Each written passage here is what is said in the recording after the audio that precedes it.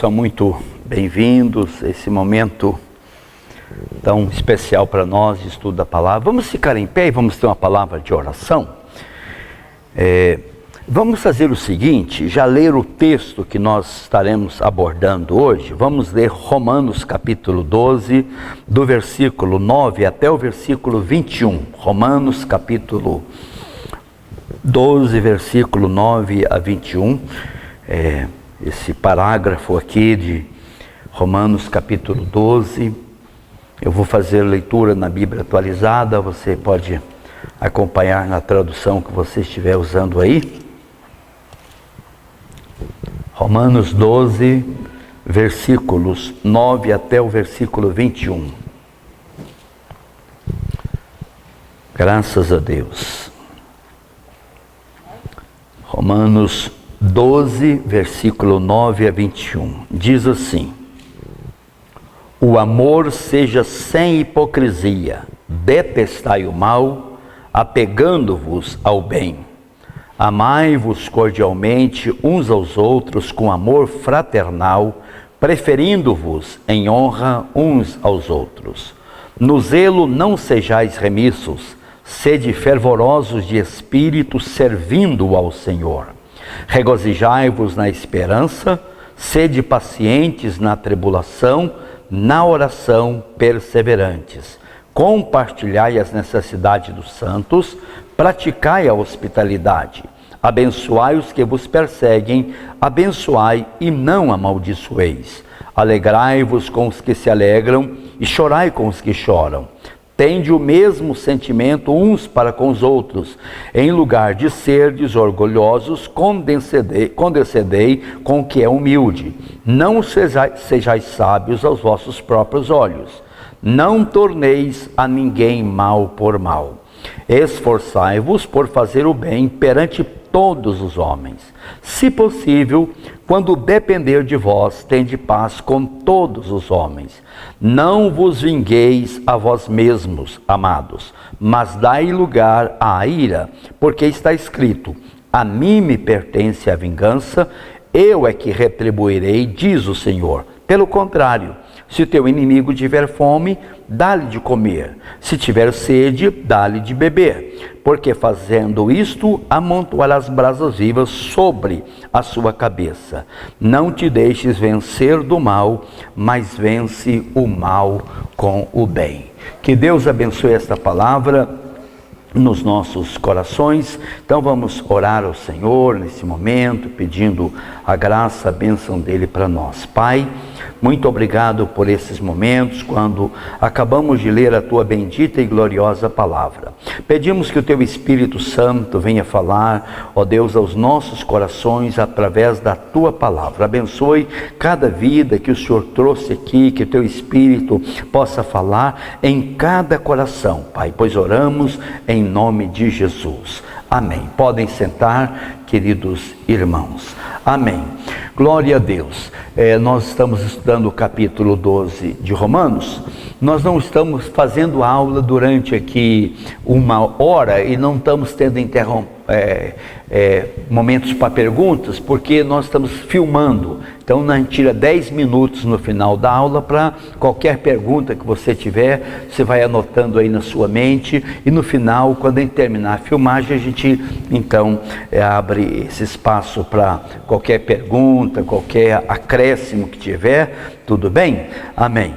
Então nós estamos tratando aqui em Romanos capítulo 12, que começa sobre a necessidade dessa vida transformada com Cristo e os relacionamentos que passam a ser também transformados. Nós falamos aqui, quando nós acertamos essa questão do nosso relacionamento no sentido vertical, a gente vai consertar também no sentido horizontal. Quando o relacionamento com Deus é acertado, antes de converter, nós éramos éramos por naturezas, conforme disse Paulo, filhos da ira, inimigos de Deus, não tínhamos comunhão com Deus. Uma vez que nós fomos reconciliados, perdoados, justificados, santificados, glorificados em Cristo Jesus, esse relacionamento é acertado, então a gente começa a acertar os relacionamentos também no sentido horizontal. Isso é muito precioso. Então essas vidas transformadas vai levar a relacionamentos transformados. E nós vimos que o primeiro relacionamento transformado é exatamente esse relacionamento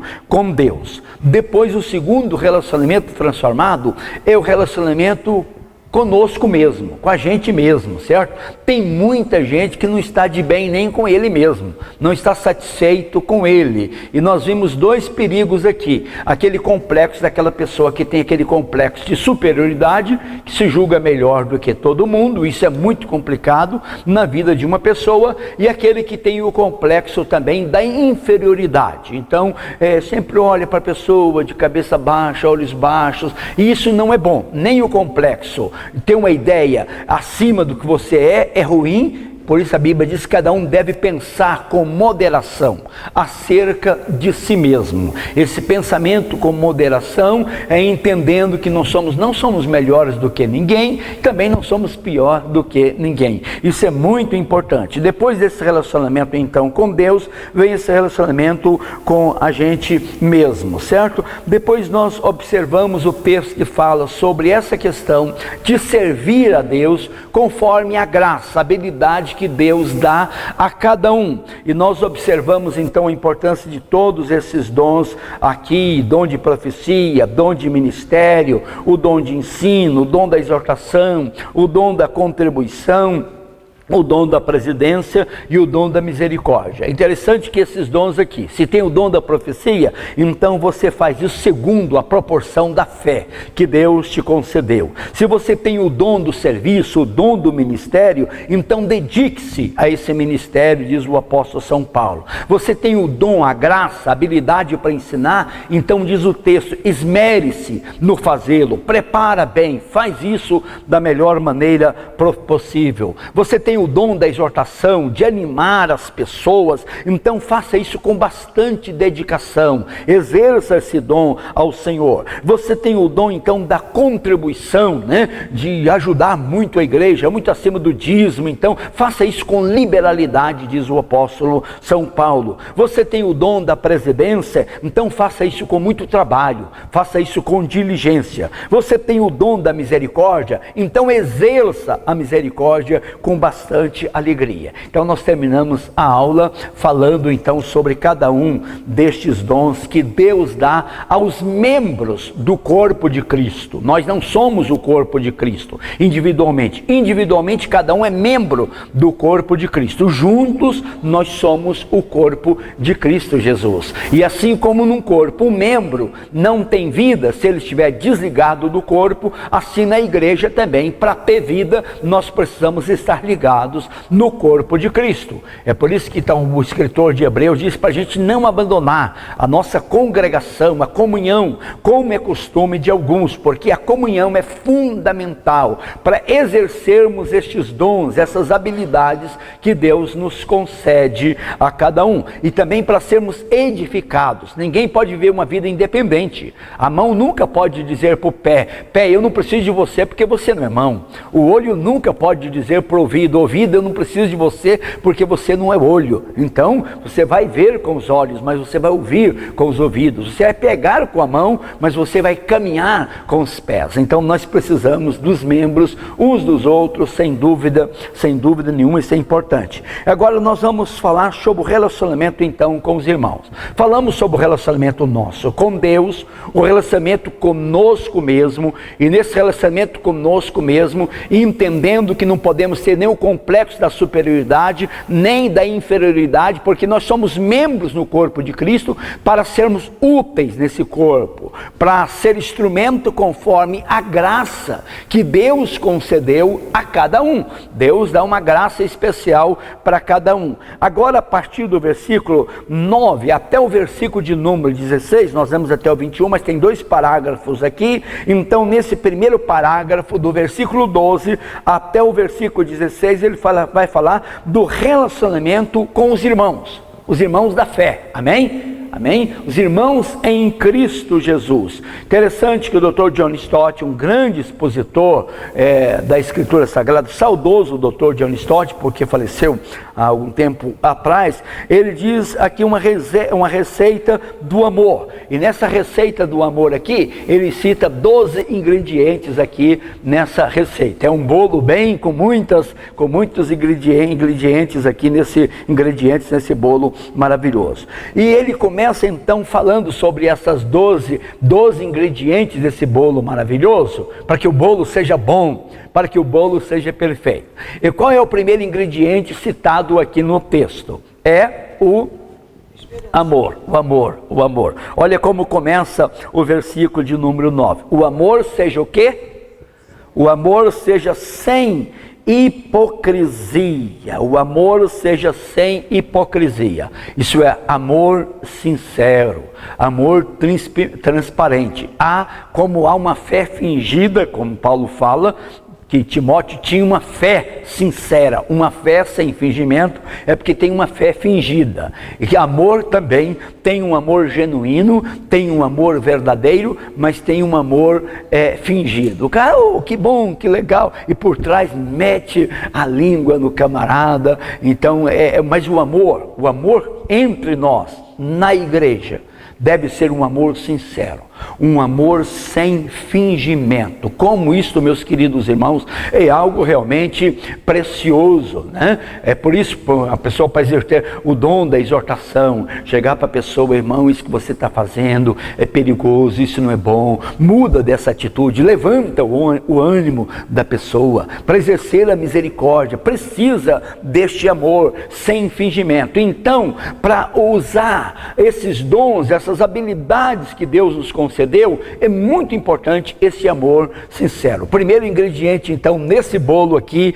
que tem esses 12 ingredientes, conforme diz o texto sagrado aqui, é o amor sincero, o amor sem hipocrisia. Essa palavra grega, hipocrisia, interessante a origem desta palavra, hipocrisia. Hoje acontece, por exemplo, até num filme, às vezes, ou numa novela, um ator desempenhar 2 papéis ou até 3 papéis. Havia muito na antiguidade esse tipo de coisa. Então usava fazendo o papel aqui de uma pessoa ou de outra pessoa, usando máscara, vamos dizer assim. A pessoa não é transparente, a pessoa não revela o que ele é de fato. A hipocrisia é o cara que está usando então essa maquiagem aí para disfarçar quem ele é de fato. Isso não é uma coisa boa na vida de ninguém. Então o amor é sem máscara, o amor é sem hipocrisia, é um amor sincero. Mas o segundo ingrediente aqui, ele disse: o amor seja sem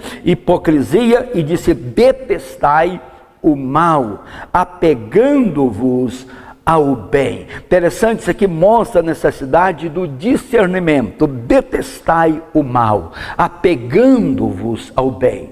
Precisamos ter esse discernimento daquilo que é mal, e devemos abominar o mal, devemos detestar o mal, apegando-vos ao bem. Paulo usa uma expressão em Coríntios, dizendo que todas as coisas lhe são lícitas, mas nem todas lhe convém.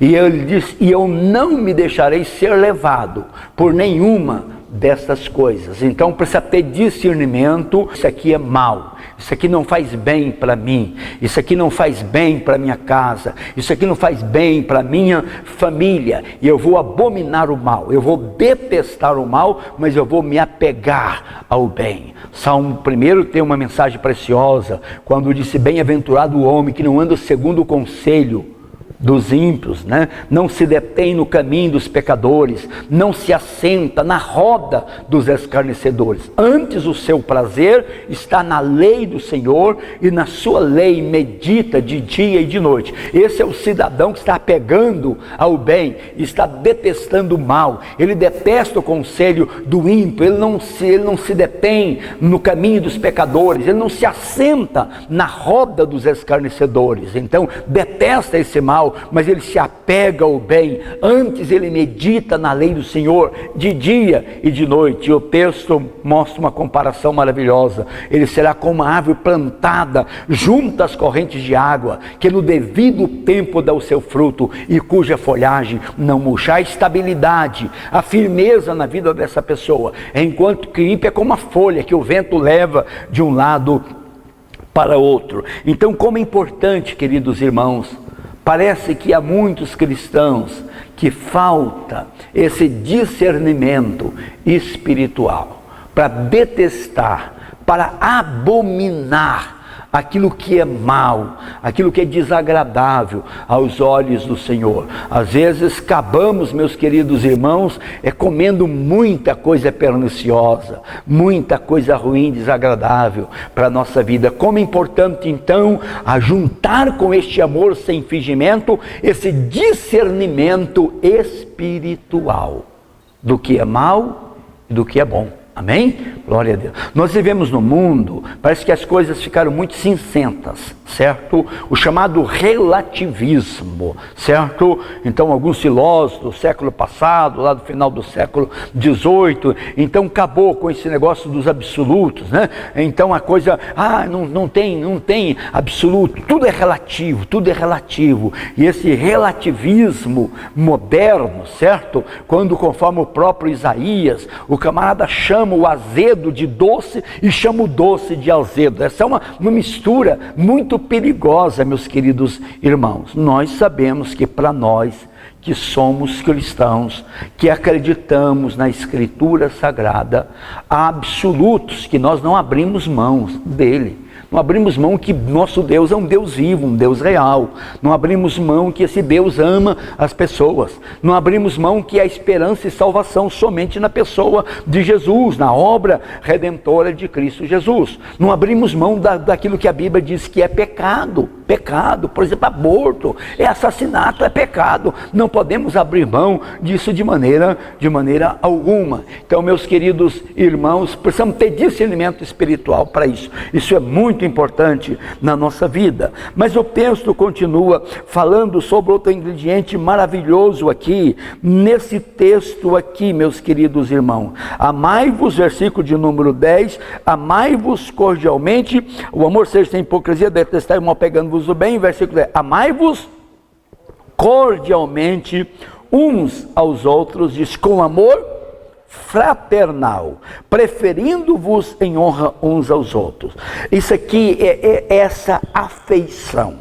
Amai-vos cordialmente uns aos outros e amar com amor fraternal. Como é importante essa afeição. Eu falei aqui na aula passada, não sei se eu acho que não foi no domingo passado, sobre esse sentimento que nós chamamos de empatia. Empatia é algo muito importante na vida de um filho de Deus, né?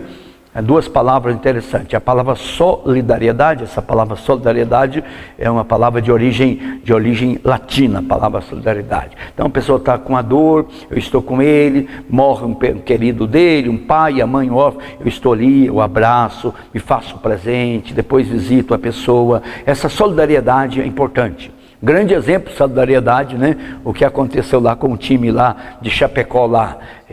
Aquilo comoveu o mundo, como aquele time lá daquele país reuniram todos no estádio lá para prestar solidariedade, então, ao time de Chapecó. Isso comoveu praticamente o mundo inteiro. Mas parece que ali houve até mais do que solidariedade. Solidariedade é quando eu coloco ao lado da pessoa na dor, no sofrimento. Mas a palavra empatia, ela é mais forte. En é uma preposição grega, patia, sentimento. Eu sinto a dor do outro. É como se eu estivesse passando para aquela dor, para aquele sofrimento. A pessoa que tem essa afeição, então ele tem essa afeição com esse amor fraternal de irmão. É meu irmão em Cristo. Ele está sofrendo, eu sofro com ele. Ele se alegra, eu me alegro com ele. Amém? Se o filho dele passa num bom concurso, é como se meu filho tivesse passado no concurso. Amém? Se seu filho dele passou lá para, sei lá, medicina, um curso difícil, lá na UNB, é como se meu filho. Alegria com ele e sofrer com ele. É interessante isso aí. E parece que é mais fácil a gente sofrer com os que sofrem do que alegrar com os que se alegram. Porque quando o outro está sofrendo, parece que você está um pouquinho por cima, você está ali para consolar. Agora, você alegrar com os que se alegram, né? Poxa, o meu filho dele passou e o meu não passou, mas eu me alegro com ele. Às vezes o sentimento da inveja, da coisa, então é mais fácil. Na prática, é mais fácil sofrer com os que sofrem do que alegrar com os que se alegram. Mas quem tem esse amor fraterno, quem tem essa afeição, tem a graça de se alegrar com a vitória do outro. Amém? Ah, que bom, chegou, o meu dia também vai chegar, amém, glória a Deus, mas estou feliz com a sua vitória, estou feliz com o seu filho, com a sua filha, estou feliz, né, com esse trabalho que você conseguiu. Como essa palavra, diga assim, afeição. Afeição é uma palavra preciosíssima, certo? Na nossa língua, a Bíblia conta a história do rei, o rei Josafá, que ele tinha um coração afeiçoado a Deus. Eu gosto dessa expressão, afeição. Eu gosto de ilustrar isso, né? E tem muita gente perversa que usa isso para o mal. Os pedófilos usam isso para o mal. A criança é muito pura, né? O pedófilo, às vezes, o que ele faz? Tem uma criança lá, sei lá, um menino, uma menina, 6, 7 anos, ele começa a aproximar da criança, ele dá um presentinho para a criança, dá uma atenção e a criança fica afeiçoada com aquilo. Se é um cara perverso, ele usa aquilo para o mal, para aproveitar da criança. Porque a criança, ela se apega à pessoa. Ela se apega. Interessante, eu tenho um neto de 5 anos lá nos Estados Unidos, mas eu vou lá, então não tenho o que fazer, né? O meu trabalho maior quando eu vou nos Estados Unidos é brincar com o neto. E ele tem muita energia, ele é muito, então eu dou o tempo todo para o meu neto lá. Eu brinco com ele, e lá, todo jeito lá. Mas quando eu venho embora, dessa vez eu saí escondido. Da outra vez ele pegou, quando eu fiz a malinha, ele fez a malinha dele para o aeroporto, eu vou também, vou para o Brasil. Mas deu um trabalho, a gente veio com o coração cortado daquilo. Mas a alma dele fica afeiçoada à minha vida. Afeição é esse sentimento de apego. Como isso é importante, meus queridos irmãos, essa expressão usada pelo nosso querido apóstolo, amai-vos, olha, cordialmente, uns aos outros, com o amor fraternal, esse amor de irmão. Então esse ingrediente aqui é muito importante nesse relacionamento aqui, meus queridos irmãos. Mas outra palavra importante aqui, ainda dentro desse versículo aqui, preferindo-vos em honra uns aos outros. Isso é precioso, saber honrar uns aos outros, preferindo-vos em honra uns aos outros, né? Às vezes, muitas pessoas, em nome da amizade, da confiança, abusa disso e usa para maltratar o outro, para às vezes dar uma facadinha no outro, certo? Não tem esse sentimento de honrar o meu irmão em Cristo Jesus, de tratá-lo com dignidade, de tratá-lo com respeito, de tratar com amor. Isto é algo muito precioso, preferindo-vos em honra uns aos outros. Amém? Eu não sou superior a ninguém, eu não sou inferior nesse certo sentido diante de Deus, mas eu tenho um respeito e eu trato o meu irmão, a minha irmã com dignidade, preferindo-vos em honra uns aos outros. Meus queridos irmãos, como esse texto aqui é importante nessa questão, nesse relacionamento horizontal, dentro da igreja. Se os irmãos de uma igreja observarem isso aqui, vai ser um céu na terra, meus queridos irmãos. É lógico que ninguém, nem todos alcançaram o mesmo grau de maturidade, mas isso aqui é um desafio para todos nós, de crescer nisso aqui, meus queridos irmãos. Esse é outro ingrediente importante. Mas olha o versículo de número 11, tem algo precioso também. No zelo não sejais remissos, sede fervorosos de espírito, servindo ao Senhor. Eu coloquei uma palavra aqui que eu gosto dessa palavra. No zelo não sejais remissos, sede fervorosos de espírito, servindo ao Senhor. Citando o Dr. John Stott, é a palavra entusiasmo. Entusiasmo. Essa palavra é maravilhosa, entusiasmo. Você pega uma hora o seu dicionário Aurélio, né? Bem conhecido de Aurélio, e você vê a etimologia desta palavra entusiasmo. Eno é uma preposição grega, que é usada num caso chamado locativo. Dá essa ideia daqui para dentro, né? Vou na casa do indivíduo. É a preposição. E a palavra Theos, todo mundo sabe o que significa Theos, né? O que significa Theos no grego? Entusiasmo está cheio dessa graça de Deus, desse Deus na vida agindo em nós. Então, esse ânimo, esse fervor espiritual. E como é bom você conviver com uma pessoa entusiasmada, amém? Uma pessoa cheia de Deus, animada para fazer as coisas. Aqui quer ver um homem entusiasmado na Bíblia? Era Caleb. Ele estava com 85 anos, ele chegou para Josué e disse: olha Josué, eu quero que você me dê o Monte Hebron. Deus prometeu isso para mim através de Moisés há 45 anos. Naquela época eu tinha 40 anos, hoje eu estou com 85 anos, mas eu tenho o mesmo vigor, eu tenho a mesma força, eu estou pronto para ir para a guerra, e eu vou para a guerra e eu volto da guerra, eu não morro na guerra não, então dá-me esse monte. Caleb era um homem extremamente entusiasmado, amém? E como esse entusiasmo, eu estou saindo muito, pastor, aqui do meu, desculpa, ele está filmando lá. Muito bem, meus queridos irmãos, como isso é precioso. No zelo, não sejais remissos, preguiçosos, vagarosos, mas então sede fervorosos de espírito, servindo o Senhor. O fervor do espírito, o espírito está quente, o espírito está fervendo lá dentro da pessoa. O entusiasmo para amar Deus, para servir a Deus, para fazer o trabalho de Deus, é aquela vibração, amém? Aquilo que Davi diz: alegrei-me quando me disseram, vamos à casa do Senhor. Vamos à casa do Senhor. Não, hoje está fazendo frio, hoje está chovendo, hoje eu estou meio desanimado. Não, Davi tinha entusiasmo.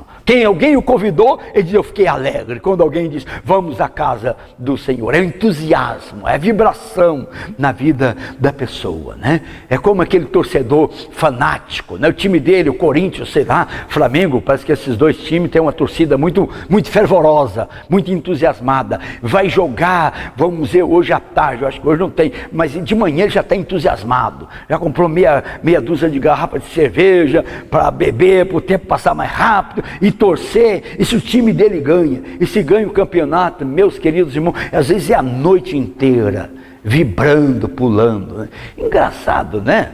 Aqui na igreja, se alguém der um pulinho aqui, o cara é fanático, mas o time dele ganhou, o que é que significa? Ele pula, ele bebe, passa a noite inteira, não é fanatismo. Engraçado, como a gente, né? Mas na igreja não, qualquer coisa, cara levantou a mão, a cara de aleluia, aquele cara é meio doido, meio fanático.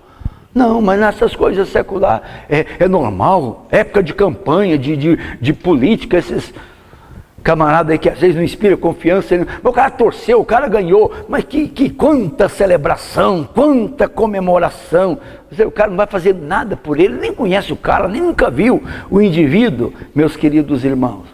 Paulo está dizendo aqui, olha, esse ingrediente para esse relacionamento na igreja, o entusiasmo, é a vibração de estar com os meus irmãos em Cristo Jesus. Isso é algo muito, muito precioso, meus queridos irmãos.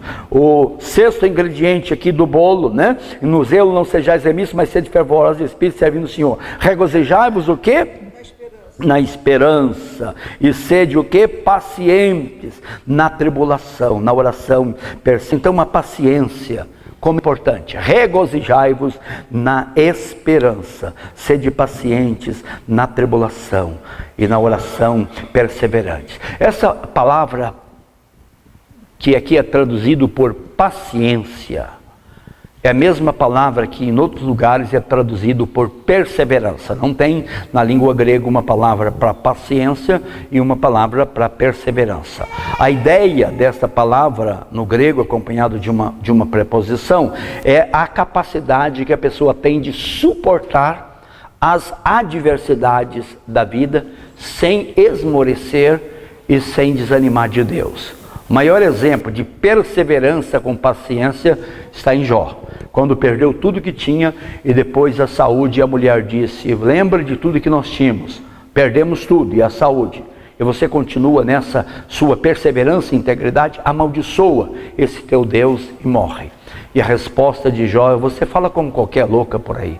Temos recebido o bem do Senhor, por que não suportar? Então essa palavra, a paciência, a perseverança, é a capacidade de suportar as adversidades da vida, crendo no Senhor e sem atribuir a Deus qualquer falta.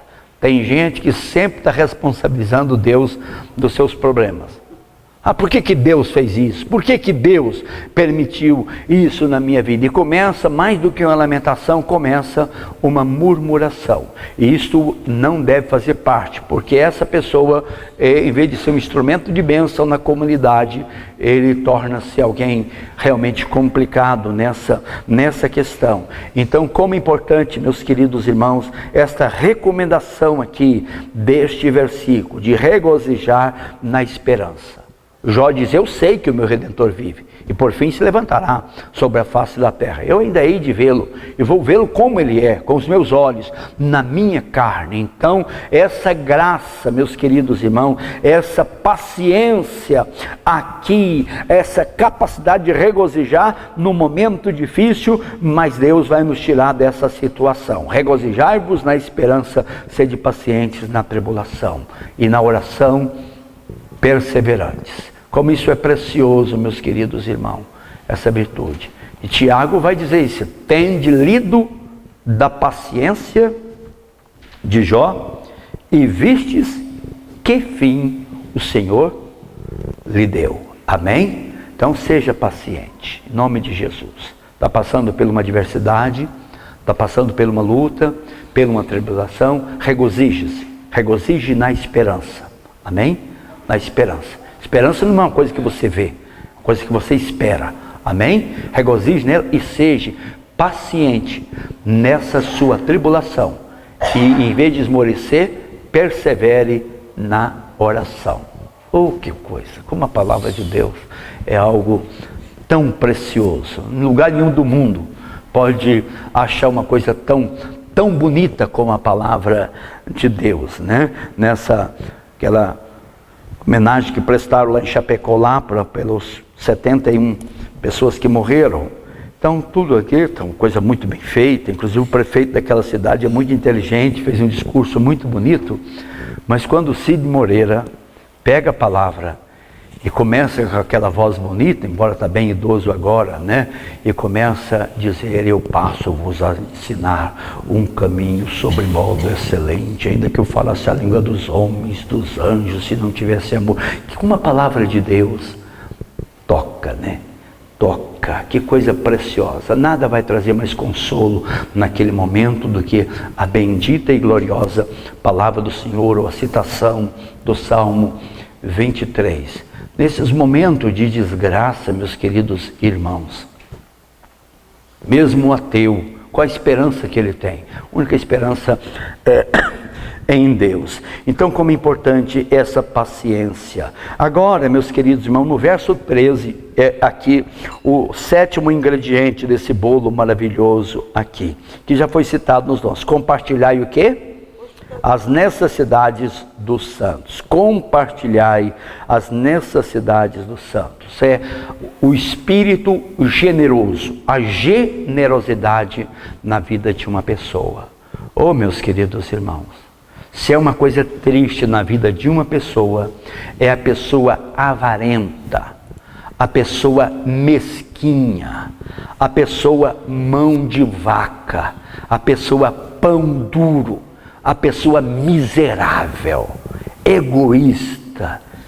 Meus queridos irmãos, o Deus que nós servimos é um Deus generoso.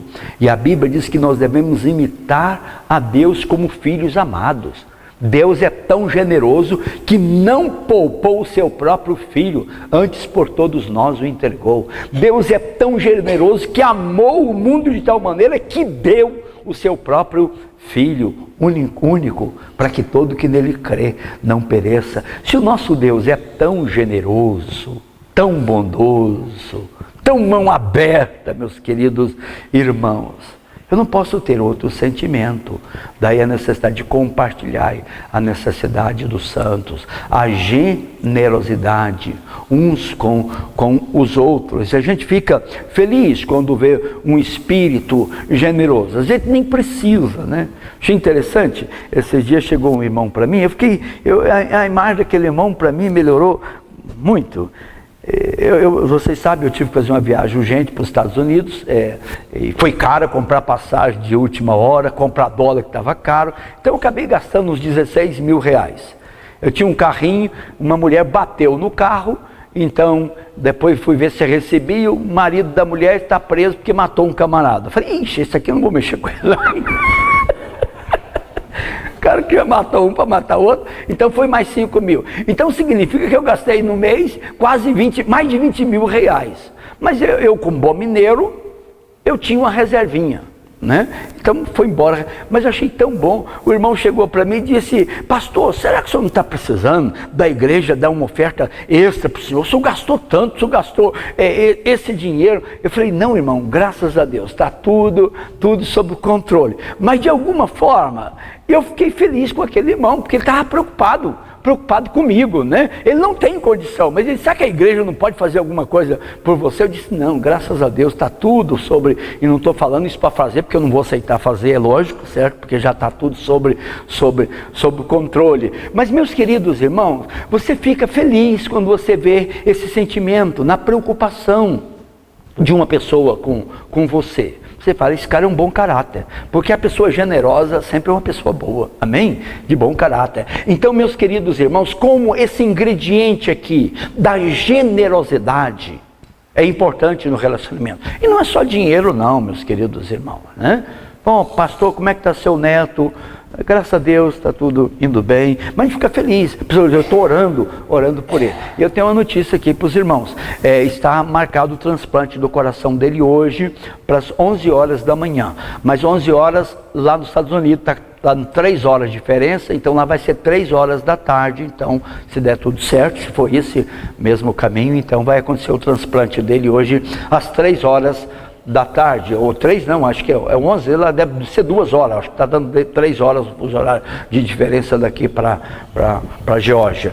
Então, muito bem, e eu agradeço as orações, e ele está na mão do Senhor. Mas a generosidade, essa capacidade de compartilhar as necessidades dos santos, provavelmente nesse contexto, Paulo está falando até questão financeira, mas há muitas outras necessidades, amém?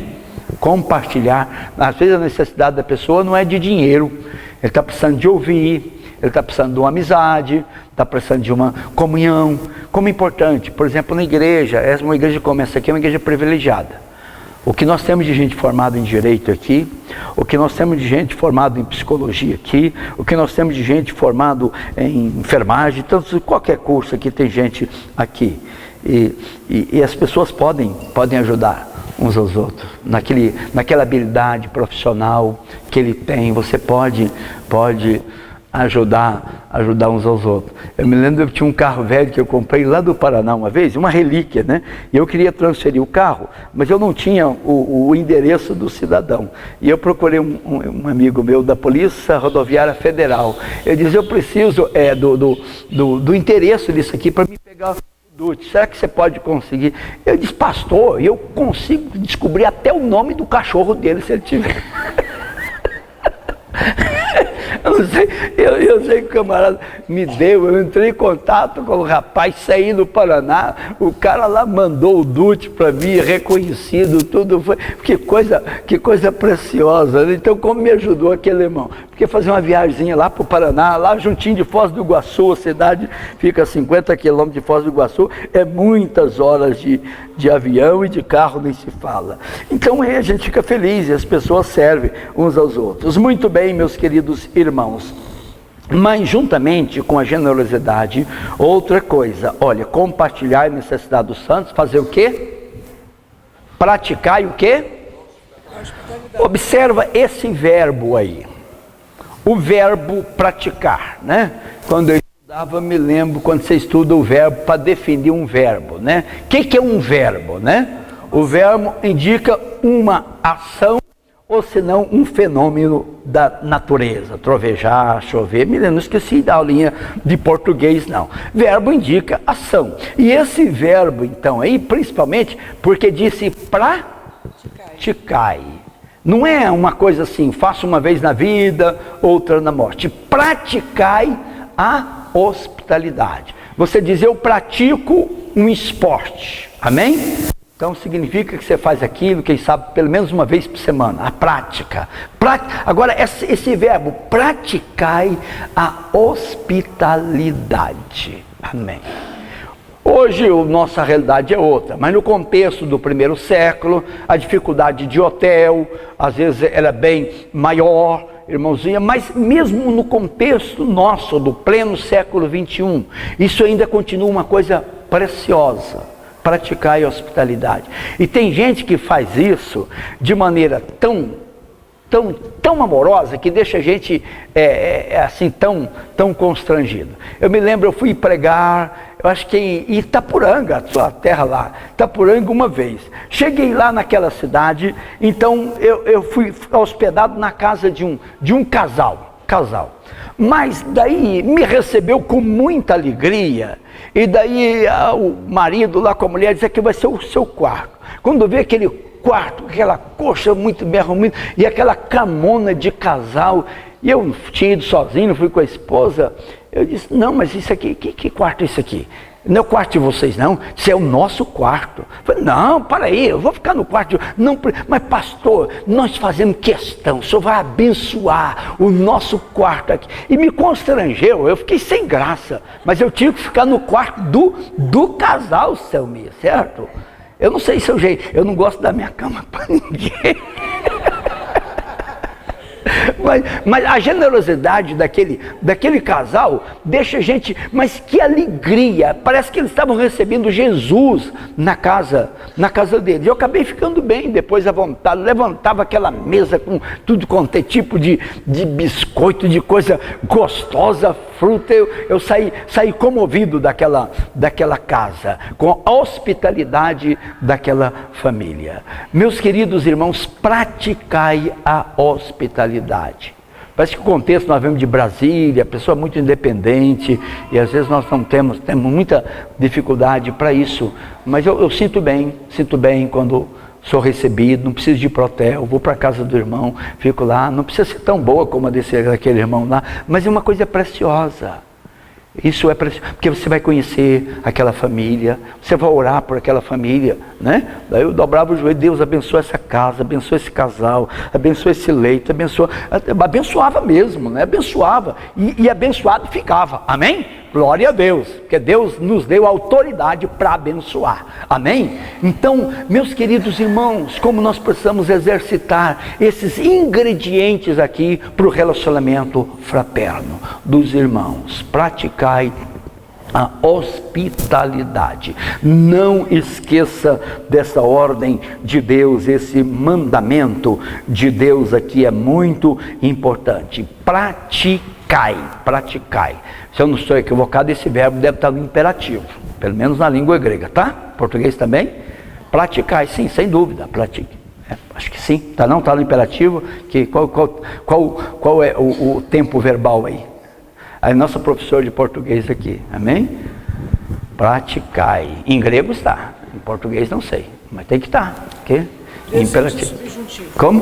Presente subjuntivo. Praticai vós, tu praticas, ele pratica, eu pratico, e tu praticas, que ele pratica, nós praticamos, que vós praticai. Exatamente, subjuntivo. Mas o subjuntivo dá uma ideia meia imperativa também, exatamente, de maneira mais polida, certo? De maneira mais, no grego, estou dizendo no grego, certo? Hipotética, mas interessante, meus queridos irmãos, aqui esta ordem de Deus. Engraçado que o subjuntivo é muito usado na língua inglesa, expressando um desejo, uma ação, certo? Então, muito bem.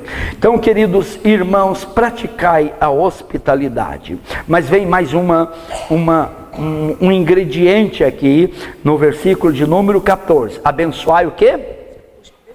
Abençoai e não amaldiçoeis. Essa boa vontade em abençoar as pessoas.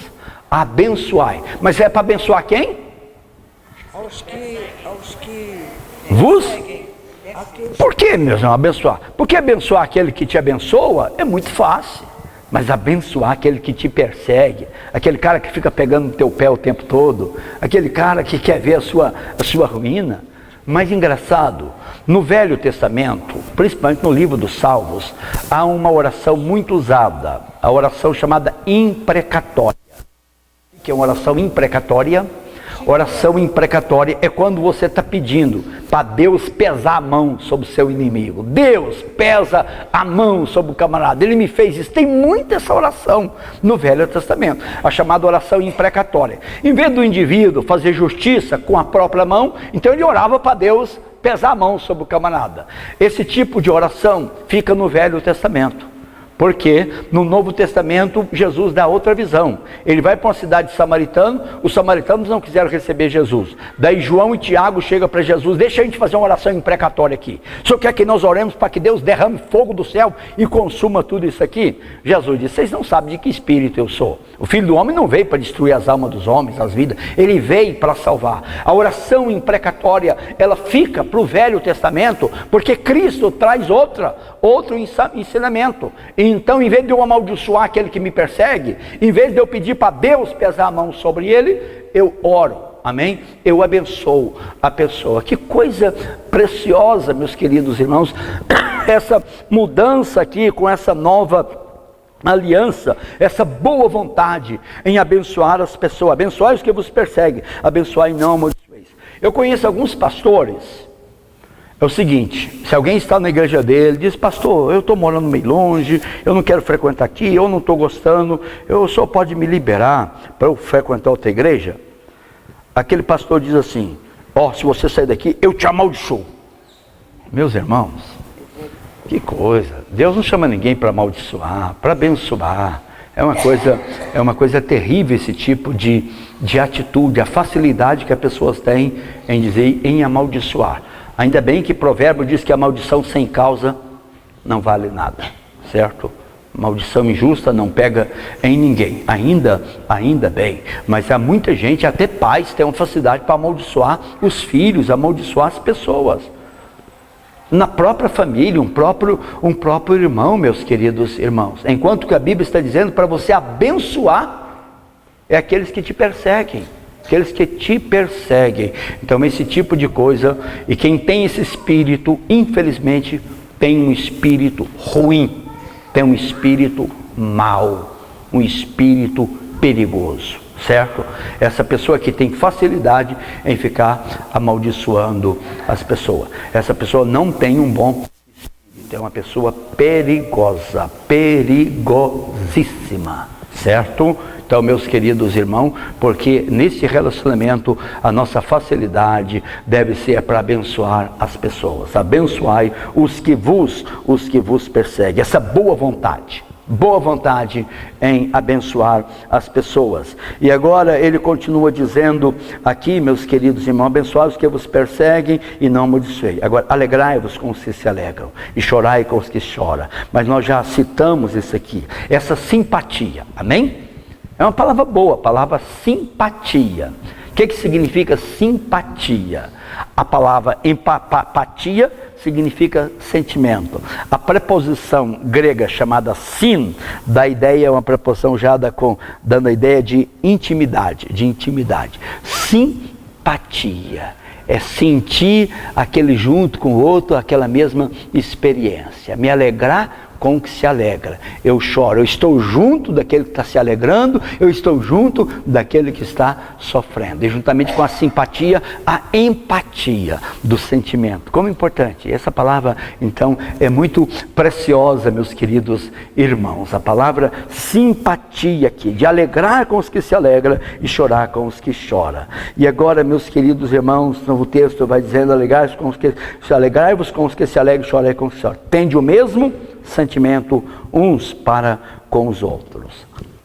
Essa harmonia nesse relacionamento, o mesmo sentimento uns para com os outros. Como é importante essa harmonia. E ele vai terminar o versículo aqui de maneira maravilhosa. Tende o mesmo sentimento uns com os outros, em lugar de seres orgulhosos, condescendei com o que é humilde. Não sejais sábios aos vossos próprios olhos. Humildade. Em lugar de seres, então, orgulhosos, condescendei com o que é humilde. Não sejais sábios aos vossos próprios olhos. Orgulho, todo orgulho é ruim. O orgulho espiritual é terrível. O orgulho intelectual, né? O orgulho em qualquer sentido, né? Mas tem muita gente que é possuído desse orgulho intelectual, se julga mais sabidão do que todo mundo, né? Tem pessoa que todo assunto você vai conversar com ele, parece que ele tem resposta. Meu Deus do céu, como é triste esse tipo de pessoa. Você pode ter um certo conhecimento. Uma vez eu estava num lugar, sei lá, tranquilo da vida, acho que era um casamento, então sentei perto de uma pessoa conversando. Daí o cara quis conversar teologia comigo. Eu fiquei meio assim, chateado, o cara umas perguntas bobas. Eu disse, meu amigo, quantas vezes você já leu a Bíblia Sagrada? Ele disse, eu já li a Bíblia inteira, de Gênesis até Apocalipse. Leu uma vez? Eu disse, bom, eu li já pelo menos umas 30 vezes. Eu passei pelo menos 9 anos numa escola de teologia, estudando teologia. Então, se você tiver um pouquinho de paciência, eu acho que eu posso compartilhar algo. Uma pessoa não sabe nada, ele pode saber em outra área, mas ele se julga que todas as áreas ele sabe. É a mesma coisa de eu chegar pro Vanderlei lá e querer discutir sobre dente, né? Ele sabe tudo, mas eu não sei nada, certo? Amém? É a área dele, ou com um médico, né? Poxa, eu sou leigo, ninguém tem todas as formações desse mundo, meu Deus do céu. Até nessas áreas da medicina, antigamente o médico cuidava do pé do cidadão, do pé até a cabeça. Hoje não, um cuida da parte da cabeça, outro cuida aqui do olho, outro cuida do ouvido, outro cuida da garganta, outro cuida do coração, nem o médico, né? Médico tem humildade, não, essa aqui não é a minha especialidade, procura um cardiologista, procura um oftalmologista, procura lá outra área da pessoa, está enfermo. Agora, é muita burrice do cidadão, né? Mas tem gente que tem esse espírito bobo, atrasado, né? Espírito atrasado aqui. Falta o quê? É só a falta dessa palavrinha chamada humildade. Humildade. Ele julga que ele sabe mais do que as pessoas. E o problema é que ele julga que sabe mais do que as pessoas em todas as áreas. Essa é uma grande ignorância da pessoa. Então, desculpa, em lugar de ser desorgulhoso, condescendei com o que é humilde, e não sejais sábios aos vossos próprios olhos. Isso é algo realmente bastante terrível, meus queridos irmãos. Vamos um pouquinho mais, eu ver se eu consigo terminar esse parágrafo aqui, aqui nos versículos 17 a 21, senão a gente demora muito, meus queridos irmãos. E a gente pode sintetizar esse texto aqui, meus queridos irmãos, destacando pelo menos 5 verdades preciosas aqui. Em primeiro lugar, devemos abrir o nosso coração. Olha o versículo 9, diz, o amor seja sem hipocrisia, detestai o mal, pegando-vos ao bem, amai-vos cordialmente uns aos outros com amor fraternal, preferindo-vos em honra uns aos outros. Está no versículo 9 e versículo 10. Como é importante esse abrir o coração, amém? E quando se abre o coração, é maravilhoso, você acaba abrindo o bolso também. E quando se abre o coração, você é capaz de abrir a porta da sua casa, para receber alguém para ajudar. Começa abrindo o coração. Quando abre o coração, você é capaz de abrir o bolso, você é capaz de abrir a sua casa.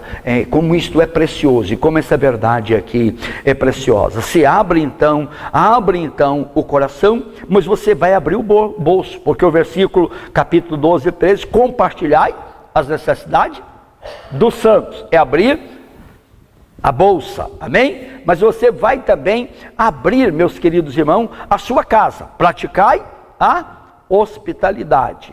Mas você vai abrir também os seus lábios, porque abençoai os que vos perseguem. Abençoai e não amaldiçoeis. E você vai abrir também a sua alma. a sua vida. Alegrai-vos com os que se alegram, e chorai com os que choram. Tende o mesmo sentimento uns para com os outros, em lugar de seres orgulhosos, condescendei com o que é humilde. Então, abre o coração. Se abrir o coração, é fácil de abrir o bolso, é fácil de abrir a casa, é fácil de abrir os lábios, a boca, para abençoar a pessoa, para orar para a pessoa, como isto é precioso, sem dúvida nenhuma. Esses versículos aqui, obrigado, irmã, versículo 17 a 21, Paulo destaca aqui então essas verdades importantíssimas acerca do nosso relacionamento com os inimigos. Eu acho que eu vou deixar isso aqui para a próxima semana, porque Romanos 13 eu vou falar sobre o nosso relacionamento com as autoridades. Então acho que é bom a gente parar por aqui, senão eu vou prejudicar a minha aula. Daí no próximo domingo eu falo sobre o relacionamento com os nossos inimigos, amém? E o relacionamento com as autoridades, tá bom? Por que nossos inimigos? Eu não tenho inimigo, graças a Deus. Eu não tenho nenhum inimigo. Essa é a verdade. Mas deve ter algumas pessoas que não gostam de mim. Viu? E ninguém está livre disso. Nem Jesus. Jesus não tinha inimigo. Ele não era inimigo de ninguém. Mas tinha muitos inimigos, pessoas que não gostavam dele. Isso, infelizmente, é impossível. Você agradar todo mundo. A palavra de Deus vai até dizer, quando depender de vós, tende paz com todos os homens. Mas tem coisas que não dependem de você. Amém? Não depende. Me lembro de um querido irmão aqui da igreja, que era, não, nem aqui da igreja, se elegeu para síndico do bloco. Chegou um morador e chegou para ele assim, olha, eu gostaria que você ficasse sabendo, independente de quem é o síndico desse prédio aqui, eu sempre sou inimigo dele. Você já tem um inimigo. O cara não tinha feito nada. Meu irmão, com aquilo, o cara ficou só 3 meses e... O cara, se a pessoa tendo no seu prédio um cidadão dessa maneira, independente de quem é assim, eu já sou inimigo por natureza. Então tem gente, não tem jeito. Você pode ser a melhor pessoa do mundo, como Jesus, mas vai ter alguém que não gosta de você. Vai ter algum Herodes, algum faraó da vida aí, vai ter algum rei, vai ter algum Pilatos, vai ter algum Caifás. Não tem jeito de evitar. Mas se depender de você, tende paz com todos os homens. Então na próxima aula a gente trata do relacionamento com esses que não gostam da gente. E depois a gente trata do relacionamento com as autoridades, tá bom?